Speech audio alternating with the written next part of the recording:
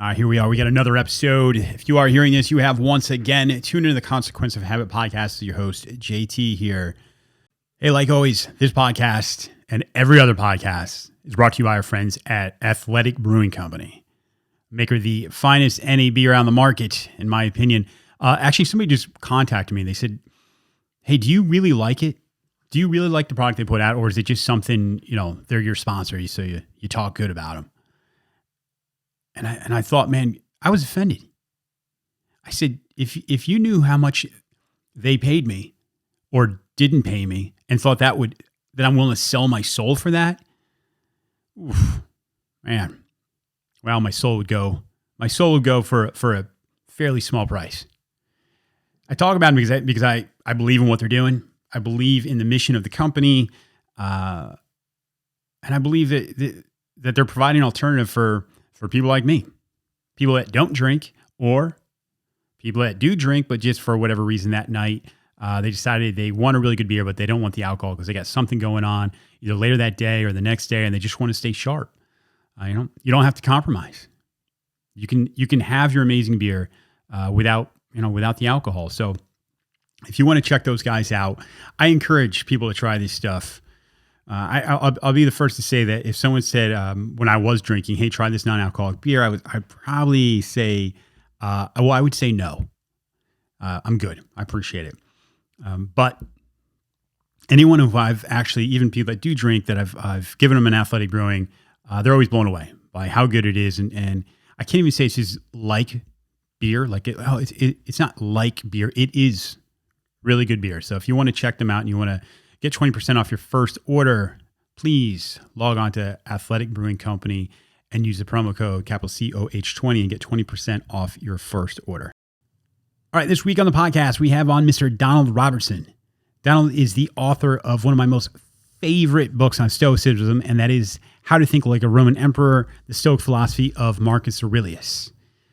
This is probably the second or third book that introduced me to the Stoic philosophy. And it's by far one of my favorites. One, it recounts the teachings and the life of my favorite Stoic, I don't know, I'm not quite sure, practitioner, teacher, and that'd be Marcus Aurelius. So I very much enjoyed this book. I very much enjoyed the conversation with Donald. He's about as laid back as they come. I set this thing up and he agreed to come on the podcast, and then I failed to actually send him a Zoom invite. So the time came for the podcast to start, and there's no Donald. So I just shot him a message, and I'm like, hey, are we doing this? He goes, yeah, but I'll do it, but he never even sent me an invitation. He didn't say it that condescending as I made it sound. He was very nice about it. Fired his computer up. We jumped on. We had the conversation. I loved the interview. It was a pleasure to talk to the guy. He has just an in-depth knowledge and understanding of Stoicism, the history of it, and most importantly, how we can use a Stoic philosophy in today's world. So with that said, please welcome to the podcast, Mr. Donald Robertson.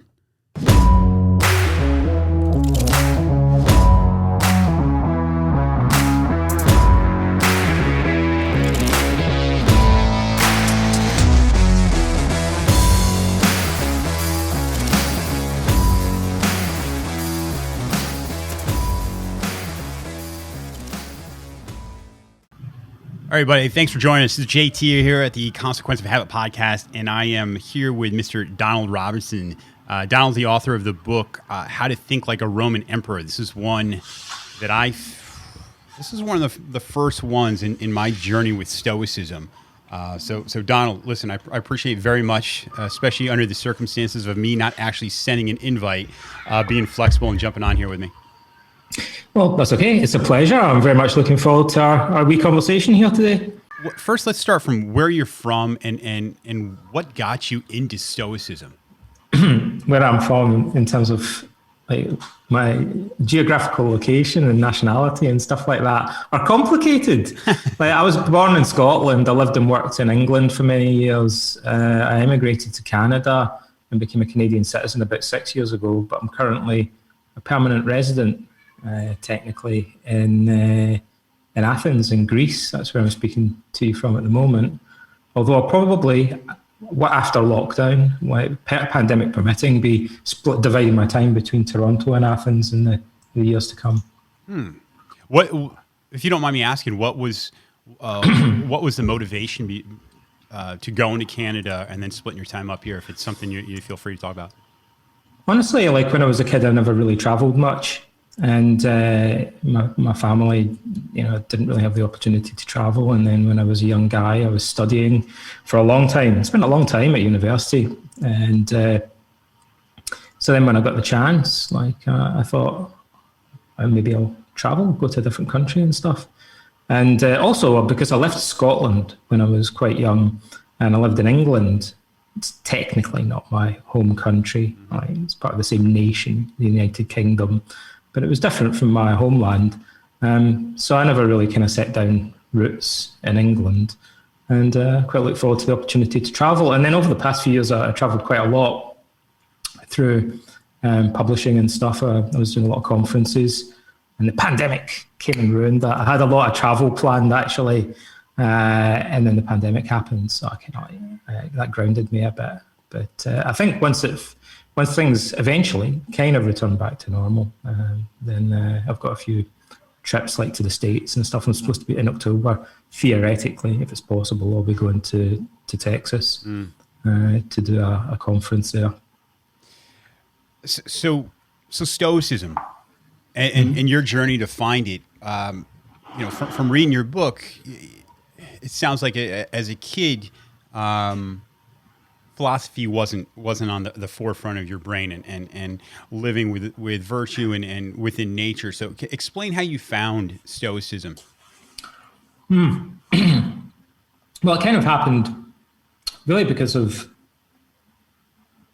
bereavement. My father passed away when I was about 14 years old, and my father was a Freemason, and most of my friends' fathers were all Freemasons in the town in Scotland where I grew up. It was part of the culture and the history. And he left behind a load of books that I looked at on Freemasonry, and I noticed it had all this kind of Old Testament Christianity stuff, but then also a lot of Hellenistic philosophy. There was Pythagoras and Plato and the four cardinal virtues and all this kind of stuff. So I started to read a lot of books. And I was reading about Christianity and Judaism and kind of esoteric stuff and Freemasonry. And then I read more and more. I got into reading Plato and reading about Pythagoras. I ended up going to university and studying philosophy. And what I was looking for was kind of philosophy as a way of life, a bit like Freemasonry had provided for my father. A kind of a moral worldview.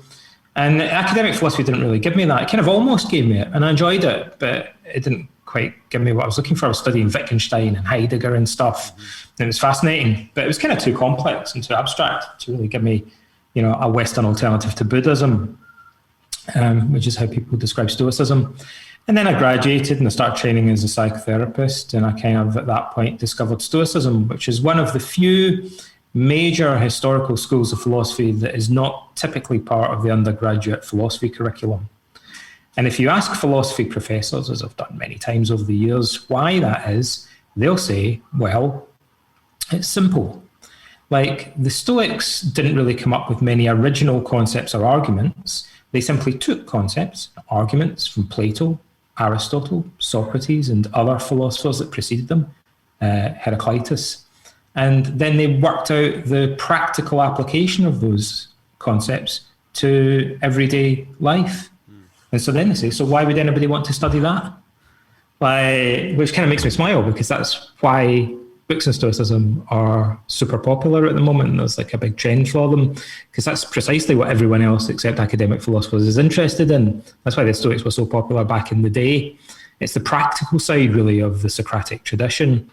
It's the psychotherapeutic side of the Socratic tradition. It's the self-improvement side of the Socratic tradition. This was exactly what I was looking for. So from that point onwards, which is over 25 years ago now, I think, let's not do the mental arithmetic, but I think it's roughly 25 years ago, I got into Stoicism, and I'm still into it. It kind of just, I was searching. I felt that I was juggling these kind of 3 or 4 balls in the air. I was looking for academic philosophy. I was looking for a type of psychotherapy to study to help other people. and I was looking for some kind of meditation techniques. I was into Buddhism and self-hypnosis and everything for self-improvement. And I was reading all these books, like Jung, Heidegger, R.D. Laing, all this stuff that students like get into.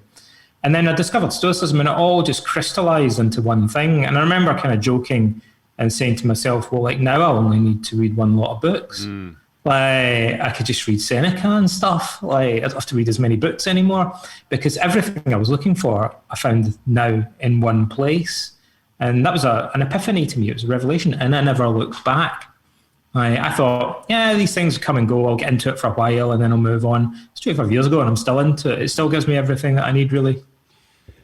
Yeah, that's interesting, because a lot of people, when they think about their mental state, whether they're trying to find purpose in life or they're dealing with anxiety, I mean, you yourself are a cognitive psychotherapist, and philosophy, in my mind, wasn't something that would jump out as this over an umbrella that can really help deal with all of these things. These are in my limited experiences. These were all things dealt with in their own right, instead of this this guiding principle that can truly have a positive effect on all these things in your life. Well, it's like the division of labor. I blame industrialization and the division of labor.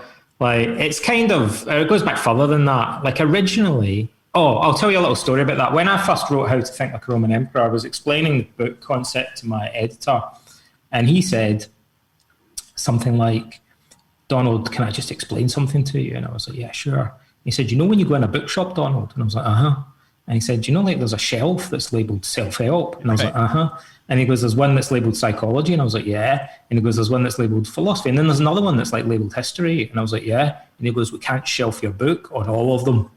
Like, because you have to pick a genre, really, right? And I was like, well, like, it's all of those genres, really. And at first people thought that was an odd idea. Like, how can you combine all of these things together? And I said, but they only got carved up, like, relatively recently, you know, and in the ancient world, they were all considered to be different aspects of the same pursuit. Like, people didn't really think of them as being completely separate subjects like they do now. It's an artificial division. And funnily enough, it turns out in particular that when you cleave apart psychotherapy and philosophy, what a lot of people are really looking for is what it was like back in the past when they were joined together. Like, and they weren't two completely separate things. And one of the reasons for that is that when people have psychotherapy, like CBT is my preferred approach, and it benefits them. So they do it for like a few months usually, and then they pop out the other end, out the other side of therapy, right? Feeling better, and ideally. And then they think, well, that was good. There was some good ideas in there. Now what? And so therapists usually give clients some tips for maintaining their improvement and stuff. But I think a lot of people pop out the other side of therapy if it's benefited them, and they think, this stuff has repercussions for life in general. There are basic insights in these techniques that really should influence my attitude towards life in general. If I was to make a philosophy of life based on the key insights from cognitive therapy, I wonder what that would look like. Well, probably end up looking a lot like Stoicism anyway, to be honest. So a lot of people think, you know, they feel like they're just kind of left at sea a little bit. They think, you know, shouldn't I continue doing some of these things? Right. And so CBT doesn't attempt to do that. It's goal-directed and time-limited, as we say. You know, you're in and then you're out, and you know, it's diagnosis-focused, outcome-focused. It's not attempting to provide a philosophy of life or a Western yoga or anything like that, or a secular alternative to Christianity. But people often want that from it, and so then they turn to Stoicism. The Stoicism is permanent, lifelong. You know, Stoicism's for life, not just for Christmas, I like to say. Yeah, I compare it to, I've had a couple of back surgeries, right? So you go in, I see a neurologist because I've damaged a disc in my back. They go in, they clean out whatever is the issue, right? And that solves the symptom at that point. Then they stitch you back up and they send you off without ever addressing the problem of maybe a muscle imbalance or something else. Then a year later, you're right back in for the exact same thing, without giving you a blueprint on how to move or exercises to do that build up the strength and everything around it. So it's I don't know if it's a perfect physical analogy but it's what comes to my mind when I think about it. We call that the word we use, and I suppose in a way it's a kind of odd word, but the word that we use in modern psychology, see, it's cognitive therapy. What we'd also say is that it's, the clue's in the name, therapy. It's remedial. So you already have to have a problem. You have to have a diagnosis. Generally speaking, with some exceptions, that's how it's administered. Like, it's remedial. But the holy grail of mental health research would be that prevention is better than cure. Yeah. So it would be preventative. And preventative psychological skills training is what we call resilience, psychological resilience, emotional resilience training. So you get them young, like, and train people either when they're starting a career, like they're joining the army, or they're in school or something like that, to build up mental resilience, a bit like building mental toughness, not exactly like that, but it's kind of along those lines, so that they're less likely to get clinical depression or clinical anxiety disorders in the future. And that's what Stoicism does. You know, so I personally found Stoicism through my own process of recovery of dealing with an unhealthy relationship with alcohol, and I in researching. In researching, you know, something like a 12-step program, and then finding an article where they're comparing what a 12-step into some of the philosophy that comes from Stoicism, I was kind of blown away about a lot of the similarities in things. And then, like many people, I stumbled upon Ryan Holiday on a podcast, and that also got me into it. And from there, I've been off running, but. What I find really interesting about it is, so you're in Athens right now, right? So your book is covering Marcus Aurelius's life, and philosophy was this overwhelming thing at the time. It was there was lots of different places to study philosophy, and I compare it to now, and I look about, well, we don't have anything like that. Matter of fact, the people that we look up to, or at least that are leaders for a lot of people, could truly use some Stoic philosophy. You know, we talk about things like living with nature and understanding, you know, the difference between pleasure and true happiness and purpose. And I think, man, that is something that is so missing in today's age. Yeah. Obviously, we want leaders that have the virtues like wisdom and self-control and stuff like that, and insight. So Socrates used to make that argument a lot. He'd say, you know, what sort of people would you want raising your kids? What sort of people would you want commanding an army? What sort of people would you want running your nation? Like, you know, people that have self-control or people that lack self-control? People that are wise or people that are foolish? You kind of think these are kind of like obvious questions, aren't they, Socrates? Socrates liked to ask these no-brainer questions, like, and then he'd say, well, like, how come none of you guys are doing anything to actually acquire self-discipline and like moral wisdom and stuff? Then he was good at that. One of his favorite questions, he used to say to people, like, if you ask a shepherd, would he know how many sheep he has?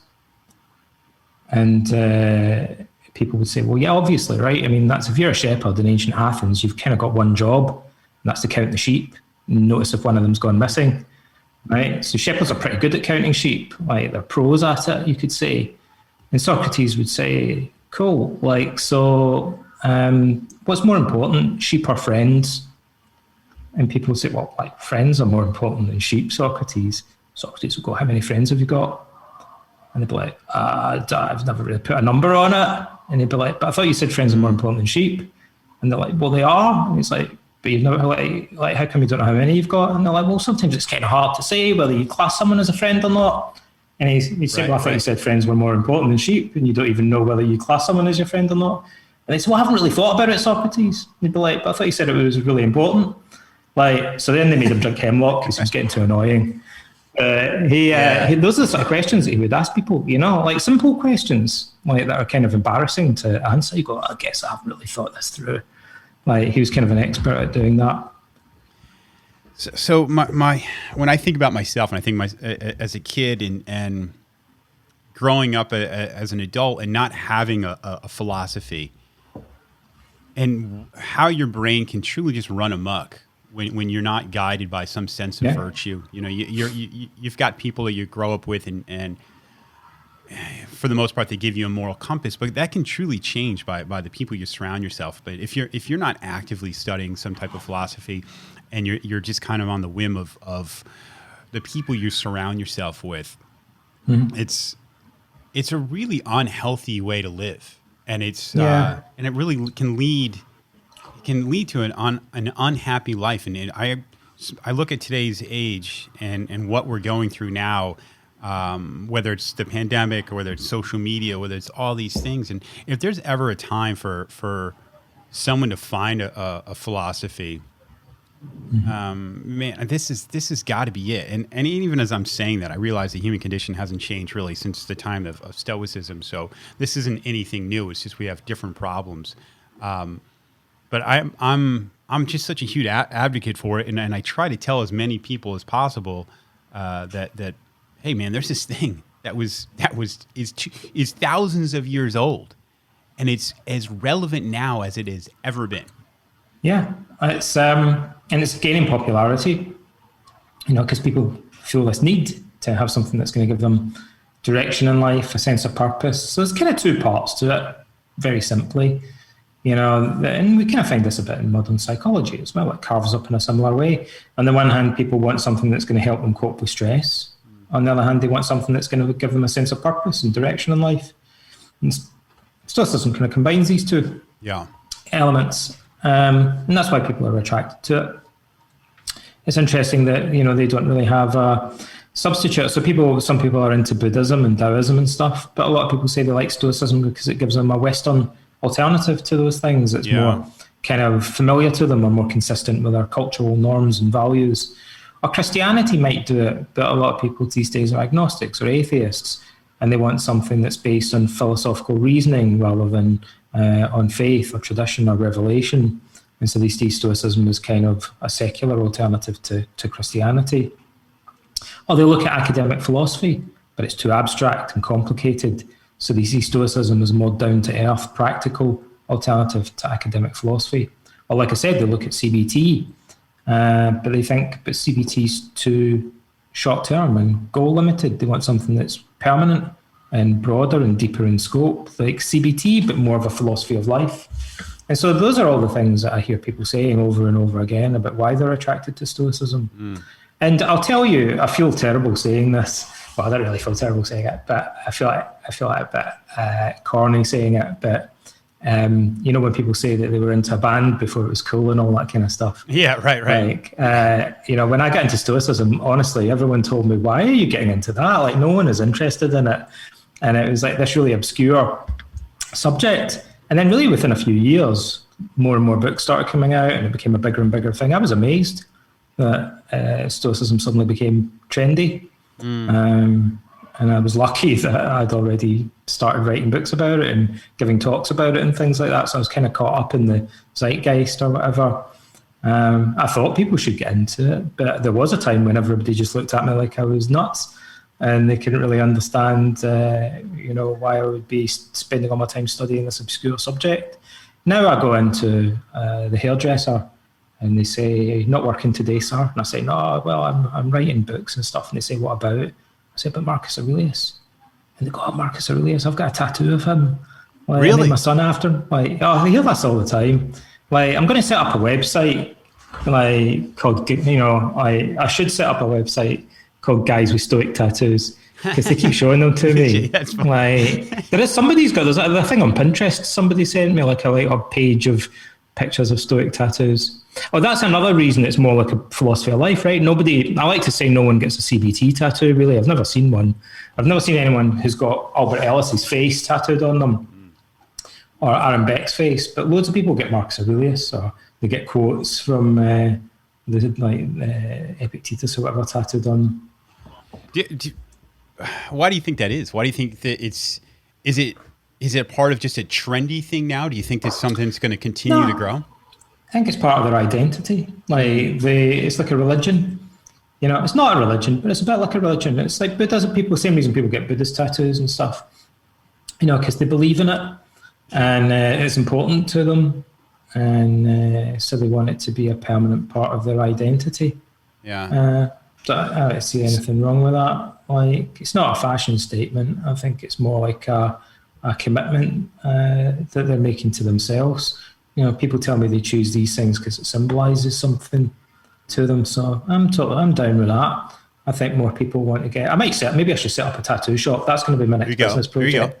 Like, come to Athens and we'll tattoo you. You'll make it like a whole quotes from Epictetus in Greek. Yeah, so it could be a whole like vacation package. The trip to Athens, the tattoo, maybe some tourism. That's what I'm going to do. Yeah, like, I'll do that. I'll make a promise to your viewers, to your listeners. We'll do that one day. We'll set up like a package. You can come to Athens and we'll cover you with Stoic tattoos. See, you're obviously surrounded by it. In my circle, it still hasn't completely caught on. Matter of fact, when I first heard the word Stoic, this was years ago. I was bringing my dog to the veterinarian, and like most dogs, my dog hates going to the vet. And he just sits there, and they're giving him a shot, they're poking him, they're prodding him, they're doing everything, and he doesn't move other than just some shaking. And they go, God, he's so stoic. So in my mind, I just thought, wow, because he doesn't show emotion, he doesn't show that anything's, he doesn't feel the pain. That's what being stoic means.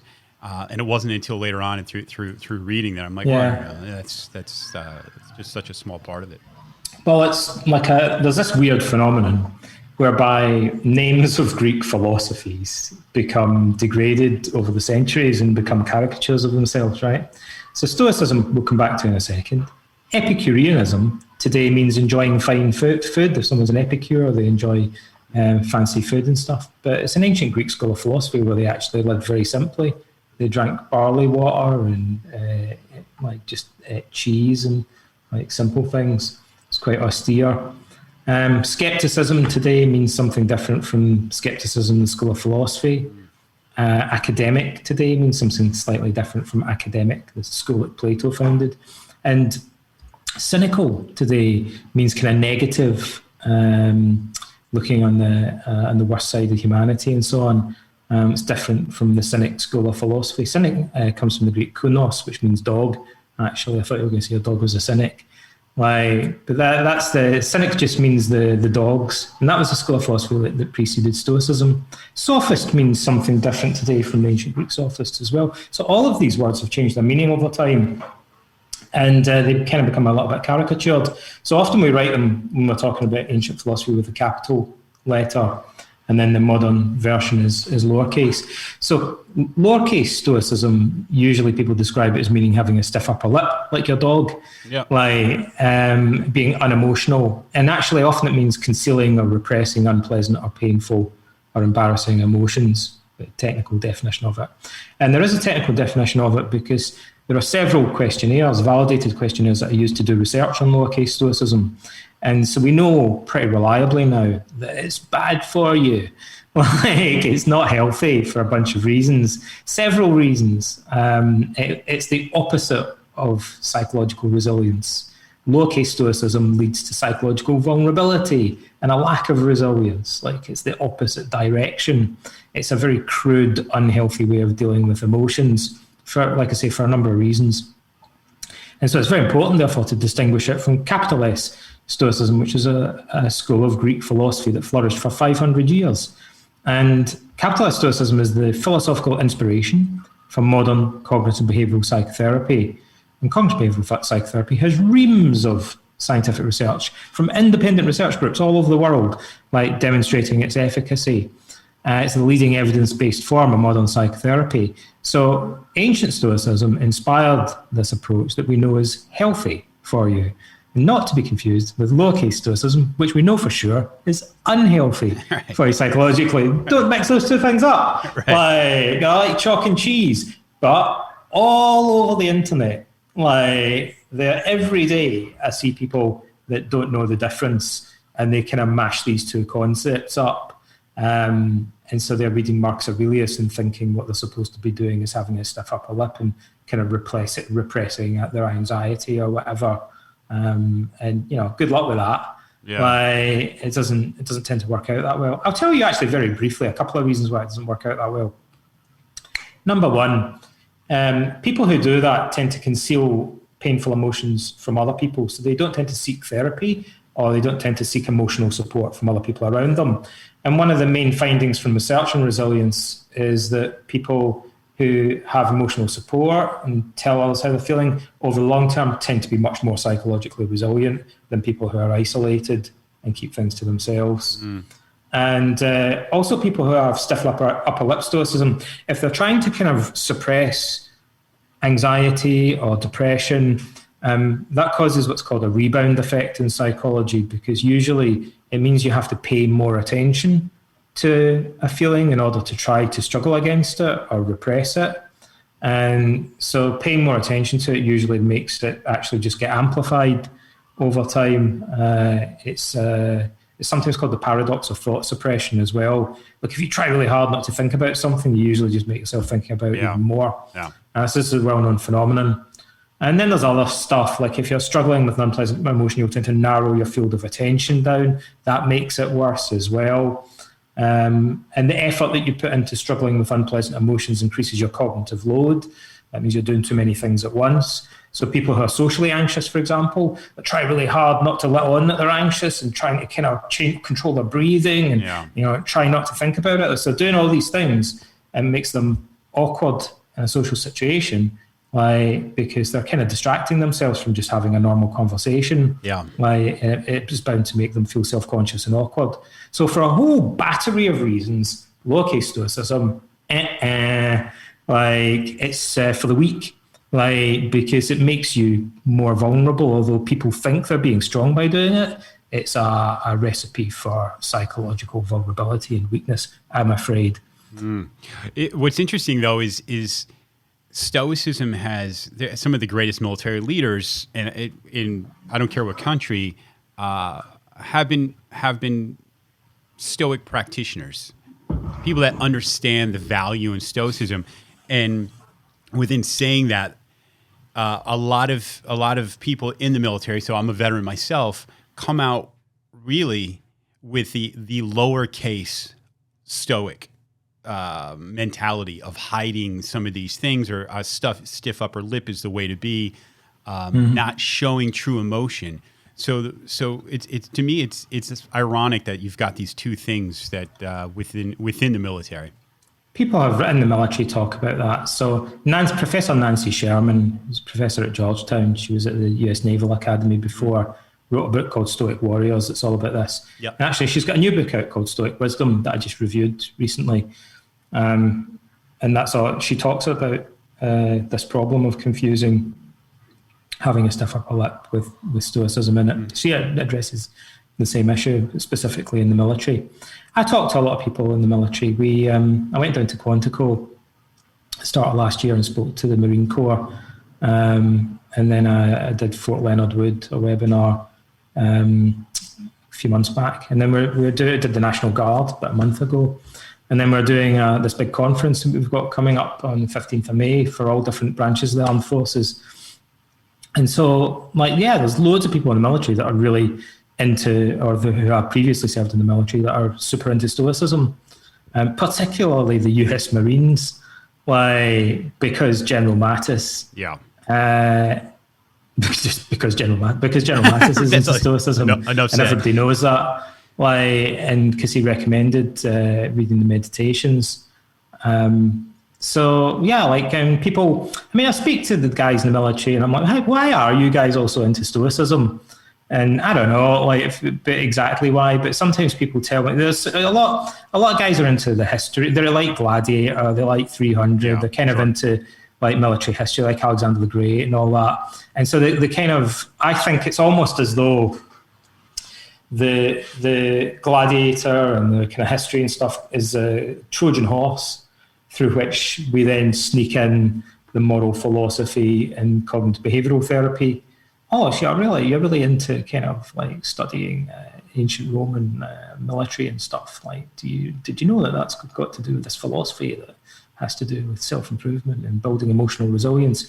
I think you could get twice as many people in the military to do the resilience training if you just told them it had something to do with Russell Crowe and Spartans and stuff like that. Yeah. Do you know what I mean? Like, not to be too glib about it, but like that's kind of what we find, and the people tell me that. You know, they're like, oh, I find the psychology stuff a bit boring. It's not really my kind of thing, but Stoicism's awesome. Like, right. You know, so it reaches a whole different audience, but it gets to them with the psychology and the resilience building. It was the same when I worked in schools. I worked in high schools in London, in kind of sort of rough area. I worked in 3 different schools, and with kids that had been socially excluded and stuff. And a lot of the young guys and some of the young women would be like, not going anywhere near a therapist, like, because that means you're weak, like stigmatized, like therapy's for the weak. That means there's something wrong with you if you're going to see a therapist, right? But I'd say, well, do I talk about Stoicism then? Like, I'd kind of like, if they got chatting to me about it, and they'd be like, oh, this is awesome, it's really cool, it's kind of like Bushido or something. I do martial arts, it reminds me of that, blah blah blah. Right. Like, and now they're suddenly really into that. Luckily, Gladiator was probably out around about the time that I was working in school, so you can, like, people were all kind of getting interested in Marcus Aurelius because he's played by Richard Harris in the first act of that movie. So it's another way to reach people that maybe don't even read self-help books, but we get into self-help via the Trojan horse of Stoicism, which is good, you know, because they maybe need it. Yeah, however you get there is almost irrelevant, right? When we talk about, and God, I certainly hope I'm not butchering this, but you know, when we talk about the 4, is it the principles of wisdom, justice, courage, and moderation? If you could just break those down real quick, because I like breaking them down. What's that? I like breaking them down. Let's break it down then. All right. So they're called the cardinal virtues. This is a medieval Christian term for them, actually. Where do they come from? Nobody knows. Like the Stoics talk about them a lot. At some point, they became quite familiar. They're in Freemasonry. The 4 corners of the Freemasonic Lodge symbolize those 4 cardinal virtues. You find them in Christian iconography. They're symbolized by the 4 evangelists, the 4 gospels. And they're in the Stoics. And they're kind of in Plato's Socrates as well. So they kind of seem to have originated round about the time of Socrates. Maybe they're a bit older, but it's lost in the mist of time. We don't know exactly where this 4-fold classification comes from. And really, the argument is very simple. The Stoics and Socrates said, look, humans are different because they can think in a way that animals can. Animals can think, but not like humans can think. Humans use language and make plans for the future and stuff like that. So we have reason and self-consciousness. Like nature or the gods, Zeus, like for whatever reason, we've been given this amazing gift, right? And nobody thinks, said Socrates, in order to be wrong. Like, when you think about stuff, you're trying to get it right. Like, generally speaking, especially about stuff that you think is important. And so we're already committed, like, out the gate to the value of truth. And Socrates and the Stoics just used that as a starting point. It's kind of ethical naturalism. In an era where people are into relativism and postmodernism and they don't know what their values are, they said, you guys are already committed to the value of truth, whether you realize it or not. Nobody thinks in order to get things wrong. Reasons for getting things right. Like, reasons, a tool for getting to the truth. Like, and you either use that tool well or you use it badly. It's already comes out the pack, comes out the box, already goal-directed. Like, and so we're born in the world, like, with it stamped on us that we have this implicit moral obligation to understand the truth. And Socrates and the Stoics said, so if you use this tool that you've been given, this big gift, this toolbox of reason, if you use that to the best of your ability in daily life, you would be living in accord with reason. You'd be living rationally. That's the telos, a fundamental goal of Stoic philosophy. And if you were living consistently in accord with reason, you, my friend, would have attained the virtue of wisdom. They're like, well, that would be wisdom, right? If you're living consistently according to reason, that would be wisdom, basically, right? So then say that's the virtue of wisdom. What happens when you apply that virtue of wisdom to your relationships with everyone else, individually and collectively in the form of your community or society? Oh, that would be the virtue of the kaiosune, which is hard to translate. I would translate it as social virtue, like, being morally good in relation to others. The conventional translation is justice, which is a bit cold and misleading, because the kaiosune is the virtue that mothers have towards their children. Like it's the Stoics define it as having two main elements: fairness and kindness. So if you think justice means being fair and being kind to other people, then fair enough. It used to be translated as righteousness, which is also a bit weird. Sounds a bit biblical. But social virtue, you could say, it consists of treating people fairly and trying to help them, basically exhibiting kindness towards them. So they said, that's wisdom applied to our relationships, like would take the form of this kind of social virtue. And then they said, but there's a problem. You can't just go around being wise and just. Like something gets in the way, and it's inside us. Like desire gets in the way, and fear gets in the way. So we have these passions, like fears and desires, that prevent us from acting consistently in accord with wisdom and justice. They drag us off the path that we're trying to follow.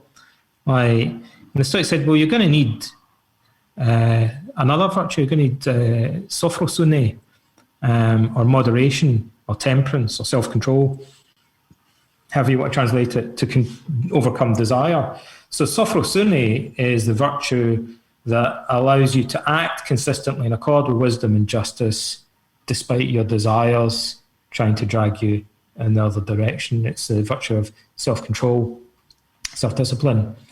And you're also going to need the virtue of Andrea, or Andreasune, which means courage and endurance. If you want to act consistently in accord with wisdom and justice, even when you're scared, you're going to need courage. Courage means doing what's right, doing what's wise, despite facing an imminent threat, despite feeling anxiety. Seneca says something even more profound about that. He says, and this is where the stiff upper lip concept also seems obviously flawed. Seneca says this, and this is a simple observation, but a typical Socratic, quite profound observation. Socrates says something like this, actually, it's even more nuanced. Seneca says, in order to have courage, and in order to have self-discipline, you have to have fear and desire in the first place. If you never had any fear and you never had any cravings, then how could you ever exhibit courage? You'd just be like a robot. How could you exhibit self-discipline if you didn't have any desires to overcome in the first place?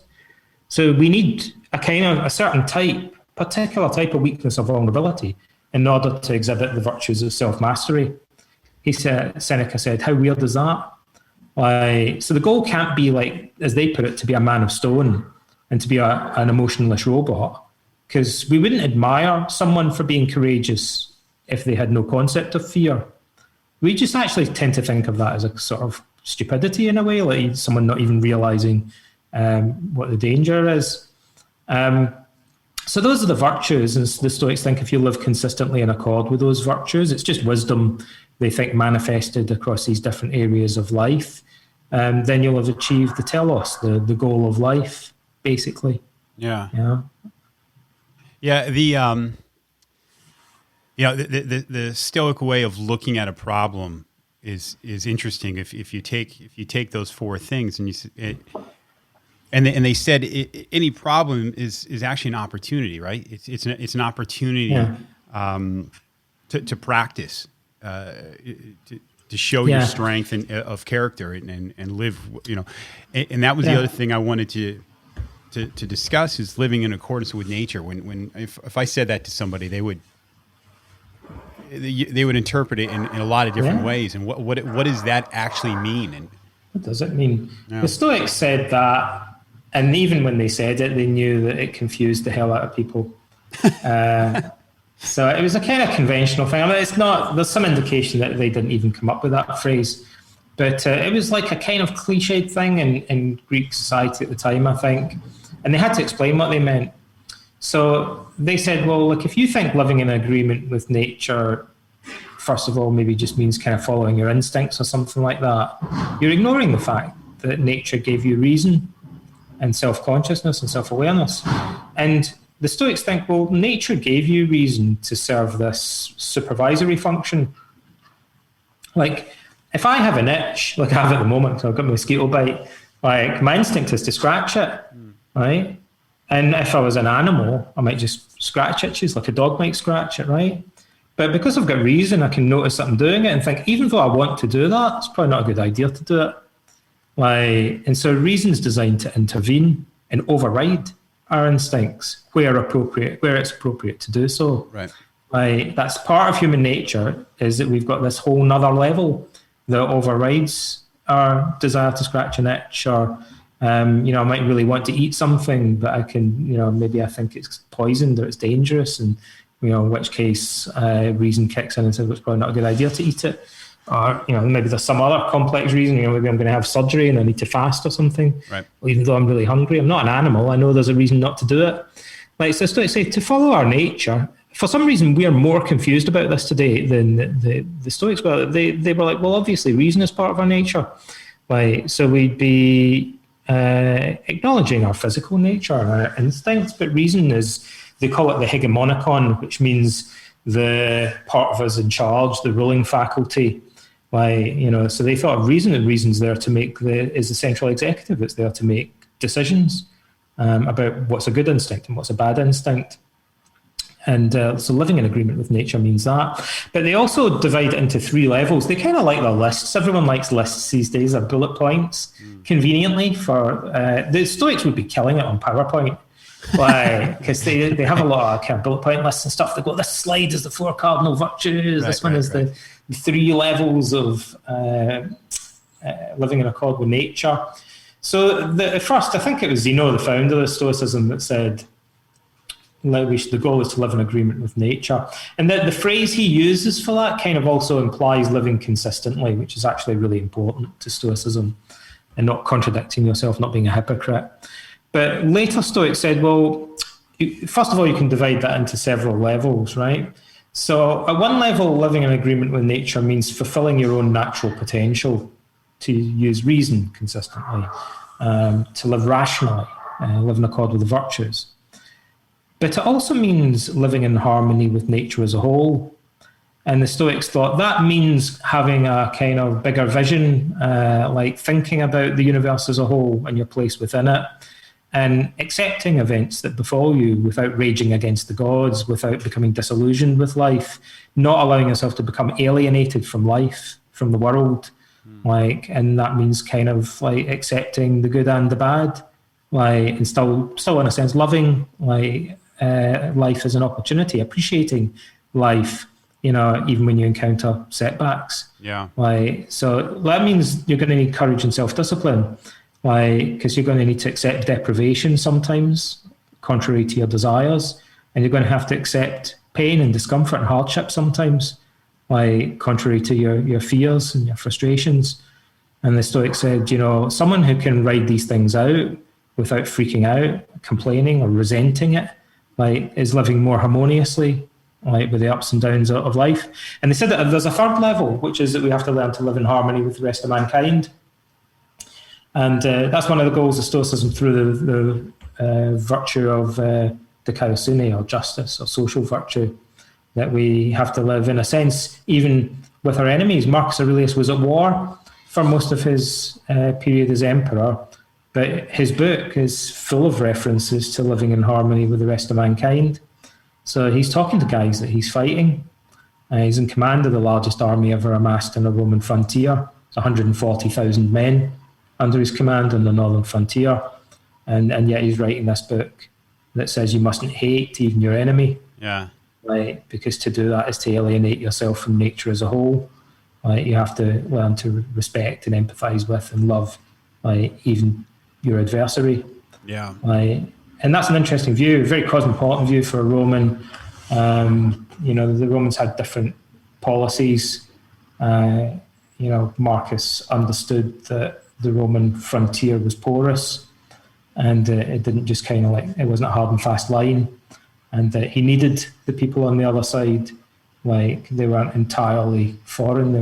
Rome was ringed by client states, so he couldn't just slaughter all these people, because they were kind of, in a sense, they were halfway in and halfway out of the empire. They weren't entirely alien to him, and he realized that that was no philosophy to have about humanity in general. He wanted to view all human beings as his brothers and sisters, and in fact, some of his greatest enemies existed within the empire itself, where one of his own generals instigated a civil war against him.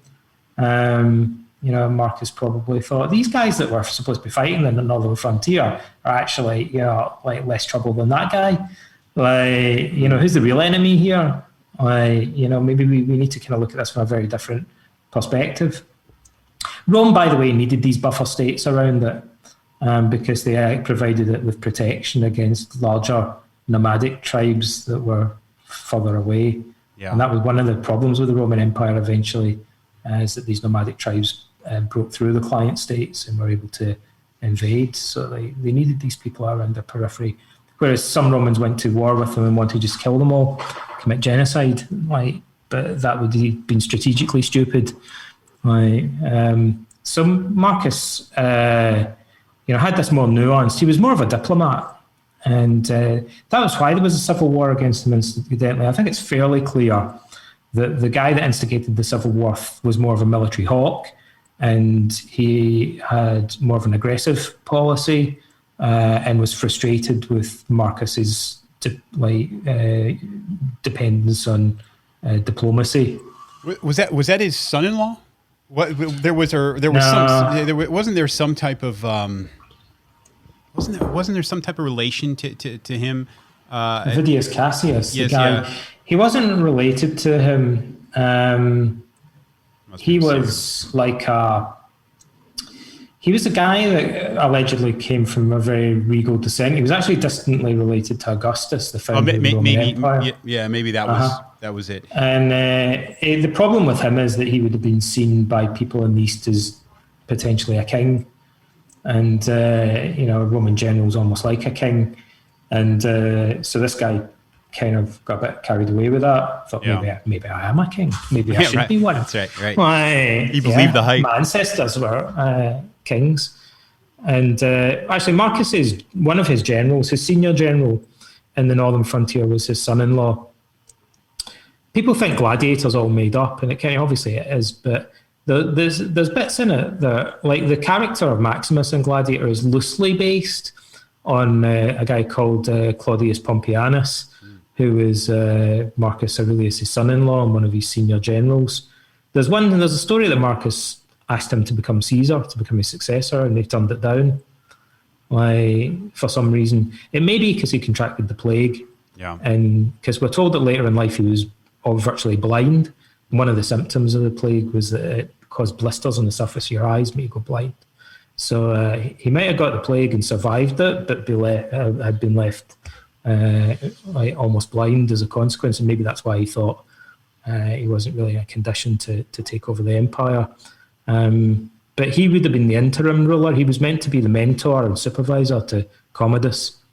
Marcus Aurelius' son, who kind of went off the rails. So Marcus did have a succession plan, but it didn't really work out. It wasn't entirely his fault. Yeah, circumstances kind of got in the way.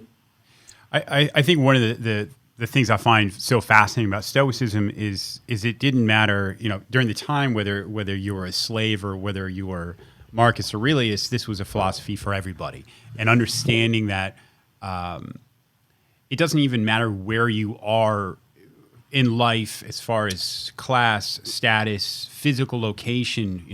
When I first heard, hey, living in accordance with nature, I'm picturing, living in a Swiss mountainside or something. Mm-hmm.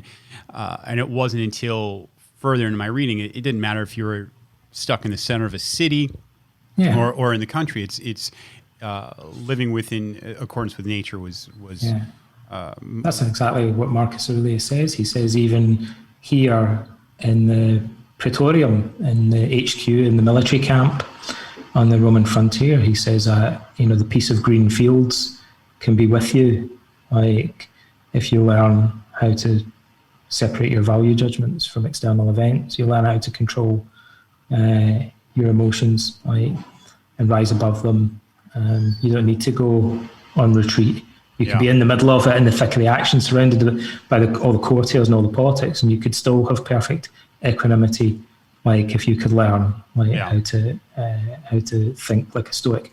People say a lot of wrong-headed things about Stoicism, and one of them is that you hear occasionally is, "Isn't this a philosophy for the Roman elite?"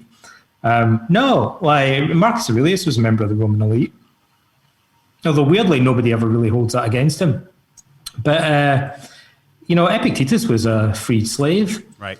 And Zeno was a wealthy merchant, but he lost his fortune at sea. And at least according to one version of the story, he lived like he was a foreign immigrant. He lived like a penniless beggar for a while in Athens.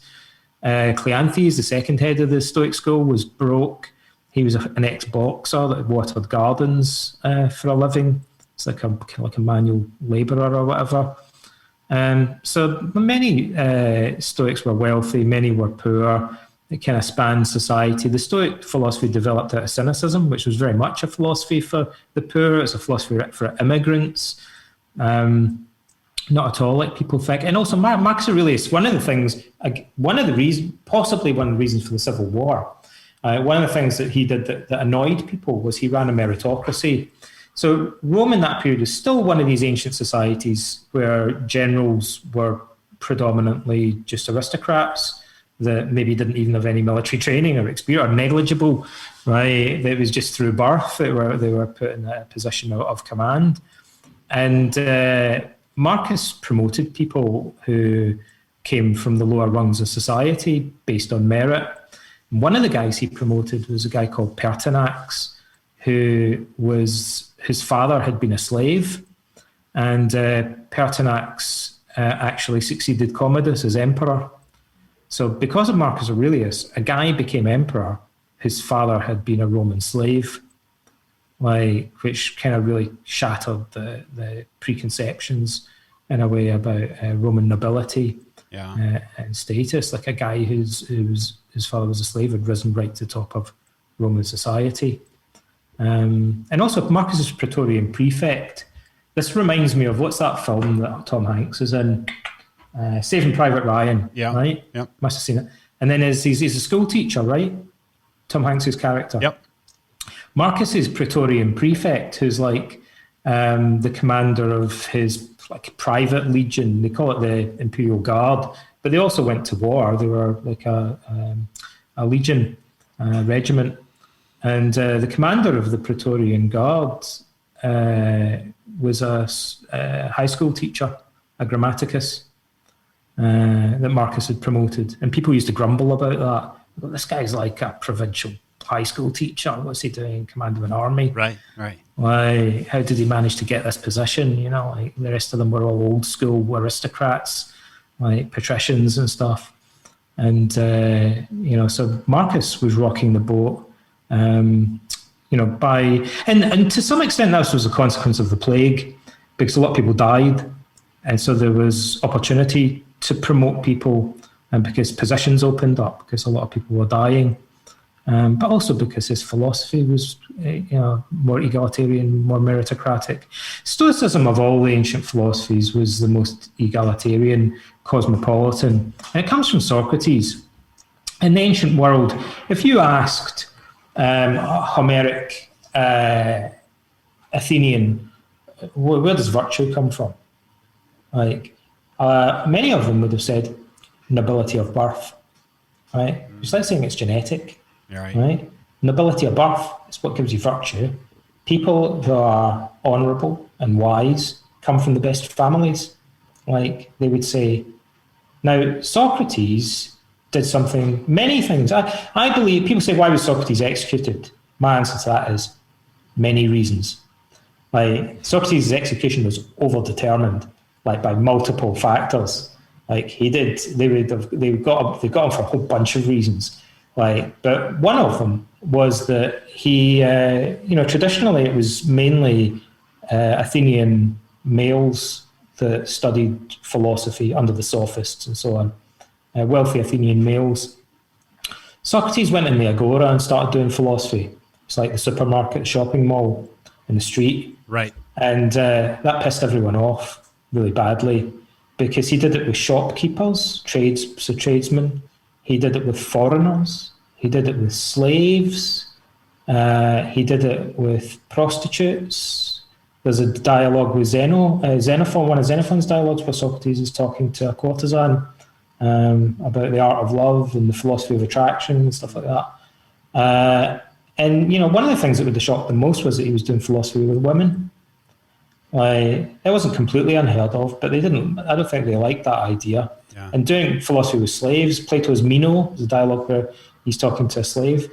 But one of the famous Platonic dialogues is called the Phaedo. It's the one where Socrates is dying. Where he drinks the poison. And it's named after one of his students called Phaedo of Elis.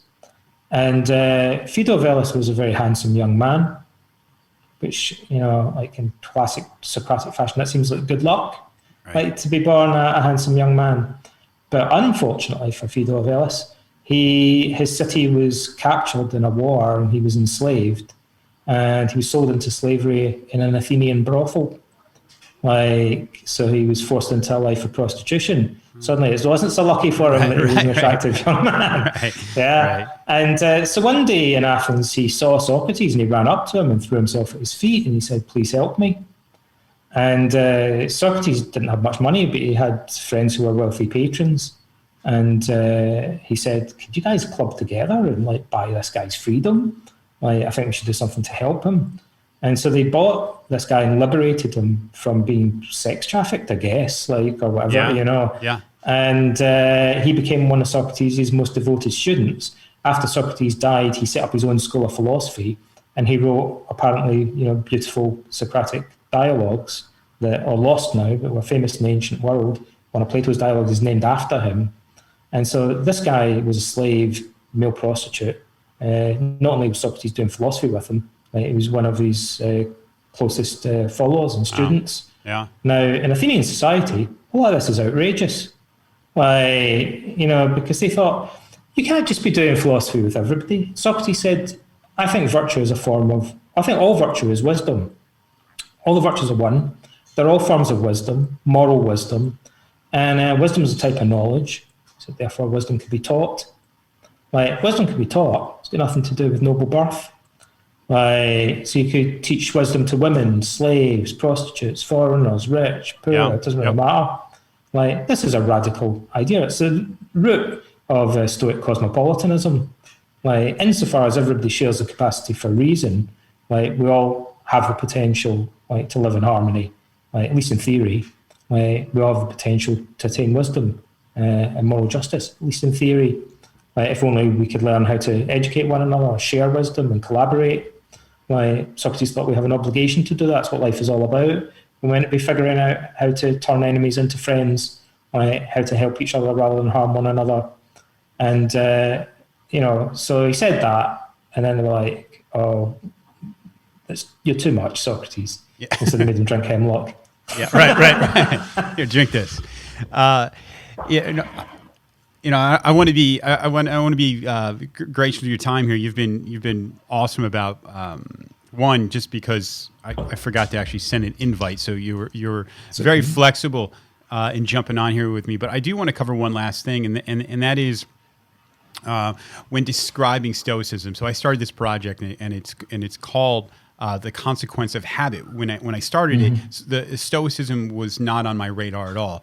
It wasn't until starting to read more about Stoicism that I found that the consequence of habit, in my mind, fit really well into Stoicism, because everything we do on a regular basis, depending on what your habits are, really form the type of person you are. And when I describe Stoicism to other people, and even coming up with a symbol, there's the symbol of the skull, and Stoicism wants to remind people that we're dying, right? We're dying from the day we were born. And when you first present that to people, it can come across as this very morbid thought, right? And I actually wanted it in my symbol, and I was quickly talked out of it.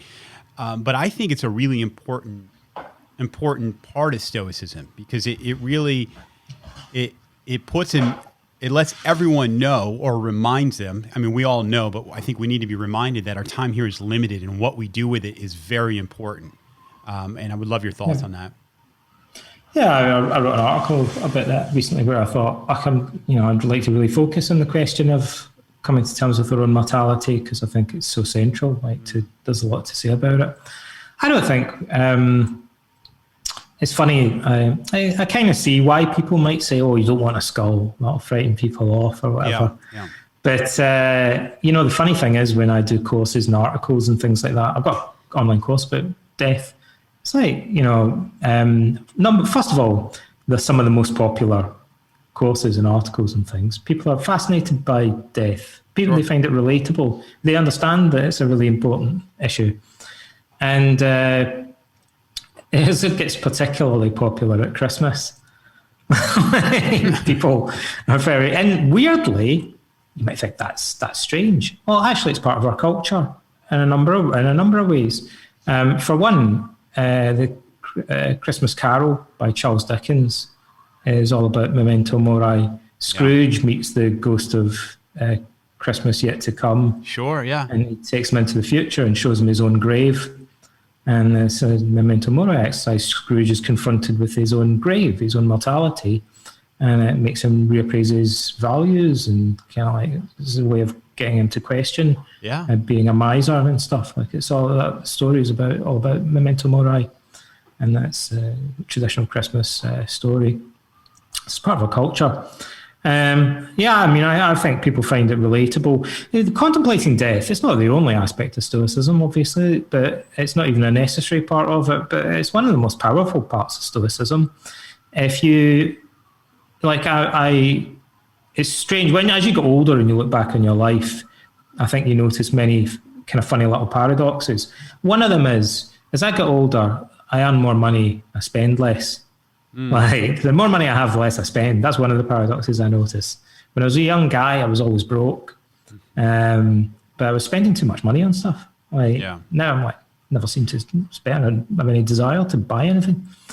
But another paradox is, when I was a young guy, partly because I did a lot of stupid things. A couple of times I had what I would describe as a brush with death. So I thought, my time's up. I'll put myself in a dangerous situation. I was going to have an accident or whatever. And probably, I don't know, maybe 4 times or something, give or take.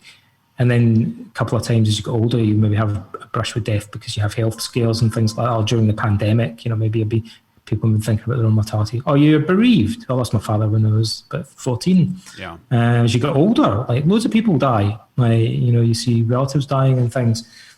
It becomes, obviously, once you get old and you reach 60, 70, 80 years old, bereavement's a fact of life. Maybe most of your friends are dead by the time you hit 80, or if you reach 90 or something, right? It's something you increasingly have to face up to.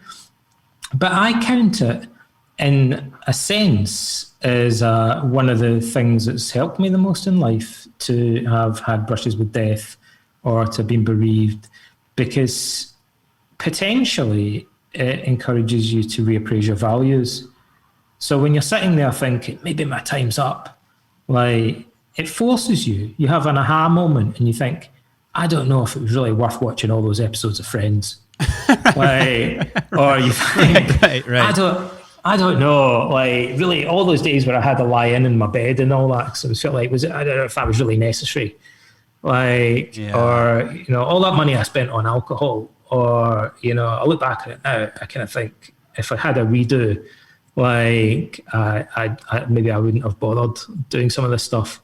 And so, it's one of the things that's liberated me the most. It's one of my favourite Stoic quotes. People ask me, what's your favourite Stoic quote, Donald? And I don't like answering that question, because when you really study a subject, you think, I don't know, there's hundreds of them, all of them. So it's kind of hard for me just to pick one. But actually, one I like the most is one that not that many other people quote. Seneca said, to learn how to die is to unlearn how to be a slave. And that resonates with me, because it's the times when I was a young guy and I thought, this is it. Like, I might not be coming back from this one. Like, I feel that, the next day I started to take life, to be more grateful for life and to take it less for granted, and to question some of my habits, and to question some of my values and my priorities. It made me more philosophical. It made me really reflect on things. Otherwise, you come into the world, and what happens? You're born, you look around, you see people doing stuff, you copy them. Like, they all seem to be running around trying to buy things. Yeah. They all seem to be very concerned about their reputation. Like, they all seem to be obsessed with success. Like, and as you're a kid growing up, it's no surprise, like, that you internalize those values.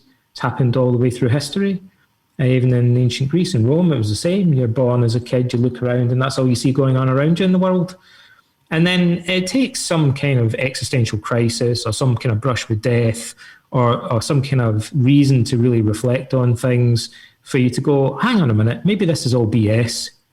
Like, maybe it's all smoke and mirrors. Maybe it doesn't actually matter how big your house is. Like, maybe 100 years ago, people were living in little wooden huts with a candle and all they had to read was Bible. Like, and maybe maybe we're lucky just to have, like, basic amenities now and stuff like that. Like, maybe we don't need to be constantly craving other things, like comparing ourselves to other people. And, perhaps it's all an illusion. Yeah. Like, none of these things actually matter that much. And I think deep down, everybody knows that it's all BS. Yeah. And it's all, I like to say, the Stoics and the Cynics have this word, tuphos, which means mist or smoke. And they say that it's like an illusion. We're living in this world. It's like smoke and mirrors, as we would say today, like the media, celebrity culture, consumerism. It's all smoke and mirrors. Yeah. Everyone knows that, but nobody does anything about it. But the Stoics and Socrates wanted to question that. Again, that's why, yet another reason why they executed Socrates, because he was going around going, but maybe none of this is real. Maybe the prevailing values of our society are all made up. And they don't really make that much sense. Maybe money won't make you happy. Maybe success is all relative. It's the truth. Years ago, my wife and I had first gotten married. We joke around that we lived in a tree fort because the house was so small. We lived in the woods and it was so small. And we think about how simple our life was and how happy we are. And I'm careful not just to be nostalgic about a certain time in my life, but it truly was close to the least amount of money I've ever made in my life. My like I said, my house was compared to a tree fort, so I think that gives you an idea of the size of it. But it really, when I think back to that time, it's a prime example of happiness has nothing to do with the size of the house. It's got nothing to do with the bank account. It's truly just how you're living your life and really how you feel about yourself. And that was part of this process for me was, I was very good at communicating and portraying a certain thing and coming across as a certain thing. But when I was by myself, I felt there was a much different version of myself in my own brain. I think that's part of what Stoicism is it's helping me towards the path. You mentioned one of the things I always struggle with is not being a hypocrite. I can come, you're the third person I've had an episode on Stoicism, but I'll tell you the truth is if I'm not following these principles, which a lot of times I'm not, it really makes me question things and not want to, I don't know if you feel the same thing of someone who's written a book who's an expert on it, but do you ever feel that you're falling short on? Yeah, the Stoics have this thing about not being perfectionistic in a way. They the founders of most ancient schools of philosophy, the schools were named after them. So the Epicureans, named after Epicurus. The Platonists are named after Plato. The Aristotelians are named after Aristotle. The Pythagoreans, named after Pythagoras. But the Stoics were founded by Zeno, and they were called the Zenonians for about 5 minutes, and then they changed their name, luckily, because it's a bit of a mouthful. And so they named themselves instead after the place where they met, the Stoa. It's down the road in Athens. And the reason for that is that the Stoics, unlike most of the other schools, denied that anyone was perfectly wise. again, Socrates had said that. And they said no one is perfectly wise. So even Zeno, the founder of the school, isn't perfectly wise. And they thought it was really important that we all acknowledge our imperfections. Marcus Aurelius, for example, says when you're angry with someone else, the first thing you should do is pause and really ask yourself whether you're not guilty of the same flaws yourself that you're angry with. And he goes, even if you're not, you should ask yourself whether you're not capable of exhibiting the same flaws in another situation. Like, perhaps. In doing that, he says, will help you to moderate your anger. Well, very few people do that today. They just like fly off the handle at one another, or, like on the internet and stuff all the time. They don't stop to think, oh, maybe I could be like that sometimes as well. You know, I'll give the guy the benefit of the doubt. We all have off days and stuff. I won't take it too personally. But Socrates did that. You know, the Stoics did that. So they were it's a very forgiving philosophy in that regard.